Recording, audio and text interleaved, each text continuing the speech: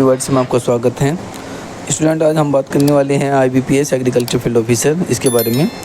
Agriculture field officer में अभी vacancy release की गई है IBPS के थ्रू। बहुत सारे स्टूडेंट अपना डाउट कमेंट में कर रहे हैं कि वैकेंसी कितना बढ़ सकती है, कितना नहीं। ठीक है, 2024-25 के लिए कितनी वैकेंसी इंक्रीज कर सकती हैं, तो इसको लेकर स्टूडेंट्स काफ़ी डाउट है। बहुत सारे विद्यार्थी ये जानना चाहते हैं कि वैकेंसी बढ़ेगी भी या नहीं, क्या हम तैयारी करें या नहीं करें। देखो स्टूडेंट्स, ऐसा है कि वैकेंसी बढ़े या ना बढ़े, आपको एक वैकेंसी चाहिए होती है। ठीक है, एक बात तो ये सुन लीजिए, अगर आपको एक वैकेंसी, अगर आप चाहते हैं कि हाँ जॉब चाहिए आपको, तो आपको मेहनत करना पड़ेगा एक वैकेंसी पे। ठीक है, आप ये मत समझिए ये 3, 4, 6 वैकेंसी है क्या, इसके बारे में तो मैं बाद में बात करूँगा।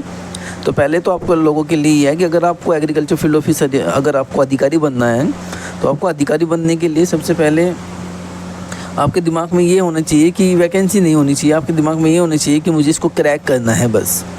अगर आपके माइंड में इस तरह की चीज़ें हैं तो आप बिल्कुल इसको क्रैक कर सकते हैं। दूसरी बात, वैकेंसी की बात करें कि वैकेंसी बढ़ेगी और कब बढ़ेगी। अगर वैकेंसी बढ़ी तो कब बढ़ी, मतलब प्री एग्ज़ाम के लिए बढ़ेगी, मेंस में बढ़ेगी, या फिर इंटरव्यू मेंस के बाद वैकेंसी इंक्रीज होगी। तो मैं आपको वैकेंसी के बारे में, सबसे पहले पोस्ट हैं, इन पोस्ट के बारे में तो आप लोग जानते होंगे। ठीक है, इसमें वैकेंसी की डिटेल्स की बात करते हैं। चलो पहले वैकेंसी देख लेते हैं। वैकेंसी के बारे में काफ़ी स्टूडेंट को डाउट है। ये रही वैकेंसीज, ओके, ये वैकेंसी है। अब वैकेंसी की बात करें तो एग्रीकल्चर फील्ड ऑफिसर की बात कर रहा हूँ मैं। एग्रीकल्चर फील्ड ऑफिसर में आप यहाँ पर देख सकते हैं, इस बैंक ने कोई वैकेंसी नहीं दी। आप ये जो 0-0 वाले दिख रहे हैं, इनको तो समझ लीजिए कि इनके यहाँ पर वैकेंसी नहीं है, इनमें वैकेंसी नहीं बढ़ेगी। जहाँ पर NR लिखा है वहाँ पर काउंट कीजिए, 1, 2, 3, 4, 5, 6 ऐसे बैंक हैं जिन्होंने अभी NR लिखा है, यानी कि नॉन रिपोर्टेड है। इनके यहाँ पर NR का मतलब होता है कि अभी इनके यहाँ पर वैकेंसी अभी नहीं है। जब ये नोटिफिकेशन रिलीज हुआ था उस समय नहीं थी, हो सकता है कि बाद में बढ़ी आ जाए वैकेंसी, लेकिन इन्होंने NR ही दिखाया है सभी के लिए। ठीक है, NR का मतलब क्या होता है, बेसिकली समझ लीजिए। NR का मतलब स्टूडेंट ये होता है कि IBPS गया बैंक के अंदर, और उसने कहा IBPS क्यों गया, क्योंकि ये क्या है, ये एग्जामिनेशन बॉडी है। ठीक है, बैंकों के जितने भी एग्ज़ाम होते हैं वो IBPS ही कराता है। तो यहाँ पर आप देखिए, बैंक ऑफ बड़ौदा ये बहुत सारी वैकेंसी दे देता है, 200 वैकेंसी दे देता है, 250 वैकेंसी दे देता है। ठीक है, 100+ वैकेंसी तो हमेशा ही देता रहता है। ठीक है, तो अगर मैं इसको कैलकुलेट करूँ तो बैंक ऑफ बड़ौदा काफ़ी वैकेंसी देता है एग्रीकल्चर ऑफिसर में। अभी तो इन्होंने वैकेंसी को NR दिखाया, लेकिन हो सकता है कि 200-150 वैकेंसी और आगे दे दें, एक बात।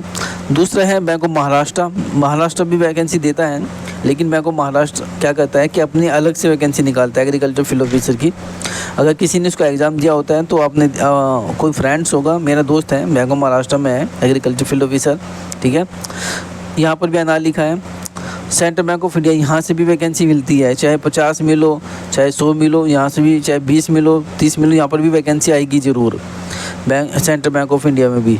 ठीक है, इंडियन बैंक में भी वैकेंसी आएगी। ठीक है, वैकेंसी यहाँ पर भी आती है।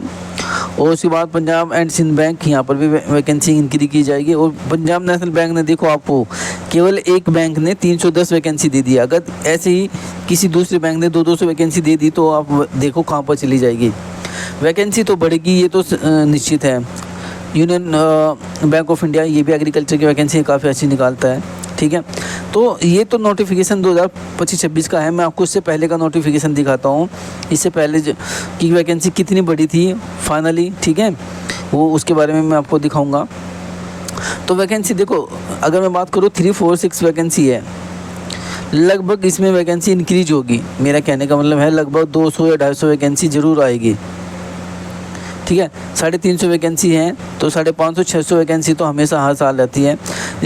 ये मत देखो कि 3, 4, 6 वैकेंसी है, यानी 340 वैकेंसी है, लेकिन इसका एक लॉजिक है। जो 3, 4, 6 वैकेंसी है स्टूडेंट्स, ये प्री एग्ज़ाम जो होगा इसी वैकेंसी पर होगा। हो सकता है कि मेंस एग्ज़ाम भी आपका इसी वैकेंसी पर हो जाएगा। मेंस के बाद इंटरव्यू के समय वैकेंसी को इंक्रीज कर दिया जाएगा। ठीक है, उससे क्या होगा कि जो मेंस क्रैक करेंगे स्टूडेंट, उनको उसका फ़ायदा मिलेगा। देखो प्री के लिए तो आपको कंपटीशन 3, 4, 6 पे करना है। प्री को हल्के में मत लेना। प्री जो एग्ज़ाम है 3, 4, 6 प्री एग्ज़ाम इम्पोर्टेंट एग्ज़ाम होता है। एक ही प्री अगर आप निकालोगे तभी आप मेंस में जाओगे, ठीक है। तो प्री इम्पोर्टेंट है और इसके लिए आपको 340 सीट जो वैकेंसी है इसी पे फाइट करना पड़ेगा। हो सकता है कि 3, 4, 6 पे फाइट करना, हो सकता है कि आपको मेंस पे भी, जो मेंस एग्ज़ाम होगा आपका, मेंस एग्ज़ाम कब है देख लीजिए मैं, ये रहा आपका मेंस एग्ज़ाम, ठीक है। मेंस एग्ज़ाम में आपको मैं दिखा देता हूँ कब है। ये आपका मेंस एग्ज़ाम वाला दिसंबर में है। मेंस एग्ज़ाम कब है आपका? दिसंबर में है। हो सकता है कि जो मेंस एग्ज़ाम है ये 3, 4, 6 वैकेंसी पे हो। अगर जिस विद्यार्थियों ने 3, 4, 6 यानी कि मेंस एग्ज़ाम को क्रैक कर लिया, उसका सिलेक्शन 100 के 100% हो जाएगा, सिलेक्शन 100% हो जाएगा। क्यों हो जाएगा? क्योंकि क्यों हो जाएगा स्टूडेंट? क्योंकि उसका क्या है ना भाई, इसका उसने मेहनत करी 3, 4, 6 में, इसमें वैकेंसी लगभग 200 इंक्रीज होगी, 550 के करीब 500-600 वैकेंसी बढ़ेगी, यानी कि 500-600 वैकेंसी टोटल हो जाएगी फाइनल सिलेक्शन तक मेंस के बाद। अब यही मैं आपको बताने की कोशिश कर रहा हूँ कि आपको क्या इसकी तैयारी करनी चाहिए। बिल्कुल आप इसकी मेहनत से तैयारी करो, कोई दिक्कत नहीं है। आप इसका प्री क्रैक कर लो और इसके बाद मेंस क्रैक कर लो बस। बाकी आपके नंबर कितने ही हो, आपके अगर मेरिट अगर लगी उसके बाद 5-10 नंबर कम भी आ जाए मेरिट से, मान लीजिए अगर आपको मेरिट लगी है 20 पे और आपके 18 नंबर है, तब भी आपका सिलेक्शन हो जाएगा। कारण क्या है कि वैकेंसी को मेंस के बाद ही इंक्रीज किया जाएगा। इस बात को हम ध्यान रखें, क्योंकि आपको अलॉटमेंट कब कराना है? अप्रैल को कराना है। क्या कराना है? अप्रैल में। दिसंबर में, जनवरी, फरवरी, मार्च या अप्रैल, यानी कि आपको 3 महीने बीच में होगी। तो आपको मेंस एग्ज़ाम जो होगा स्टूडेंट आपका 3, 4, 6 पे ही होगा, इस बात का ध्यान रखना, ठीक है। तो इसी के लिए मैंने ये वीडियो बनाई है कि जो बच्चे वरीड है, चिंतित हैं इसको लेकर कि इसकी तैयारी करें या नहीं करें, बिल्कुल तैयारी करो इसकी मेहनत से। मैंने टॉपिक्स, इससे पहले मैंने एक वीडियो बनाई थी टॉपिक को लेकर कि आपको कौन कौन से टॉपिक पढ़ने हैं, बस उसको मैं यहाँ पर रिवाइज कर देता हूँ। रीजनिंग की बात करें तो रीजनिंग में आपको पजल तो पढ़ना ही पड़ेगा स्टूडेंट। पजल, सर्कुलर पजल आती हैं, डायरेक्शन वाली पजल आती हैं, जो दिशा पंक्ति वाली, जिसे रो टू रो पंक्ति वाली पजल बोलते हैं। 2 पजल इसमें से ज़रूर आप कर लीजिएगा, 10 नंबर आपके यहाँ पर हो जाएंगे। उसके बाद इनपुट आउटपुट कर लीजिएगा, 5 नंबर का आता है हमेशा, 5 नंबर का। स्लो आते हैं, स्लोलिज्म आते हैं 5 नंबर के हमेशा। कोडिंग डिकोडिंग आता है 5 नंबर का। तो लगभग 25 मार्क्स हैं ये। अगर आप इन टॉपिक को मेहनत अच्छे से करके जाते हो तो आपके नंबर बढ़िया आ जाएंगे। इसी तरह क्वांट है, क्वांट में आपको DI करना है, डाटा इंटरप्रिटेशन करना है। क्वाड्रिक इक्वेशन आता है हमेशा 5 नंबर का आता है। रोंग नंबर सीरीज आता है हमेशा 5 नंबर की आती है, ठीक है। अप्रोक्सीमेशन आ जाता है हमेशा, कभी 10 का आता है, कभी 5 का आता है, और नंबर सीरीज भी आ सकती है। और ये सब पढ़ लेना। बाकी अगर आप पर हो रहा है तो बस अच्छी बात है, बट जो मैंने टॉपिक बताया इनको पढ़ लेना। इंग्लिश में मैंने पैसेज के बारे में बताया था, पैसेज आपको पढ़ना है। फिल इन द ब्लैंक आपको पढ़ना है, डबल वाले। क्लोज टेस्ट आपको पढ़ने हैं स्टूडेंट्स, क्लोज टेस्ट, ठीक है। एंटोनिम्स, सिनोनिम्स और रीअरेंजमेंट, इसको पढ़ लो, आपका ये भी निकल जाएगा। तो अगर मैं बात करूँ कट ऑफ की बात करें, देखो कट ऑफ के बारे में भी कुछ नहीं होगा, एग्ज़ाम होगा, एग्ज़ाम होने के बाद ही पता लगेगा कि क्या रहा, ठीक है।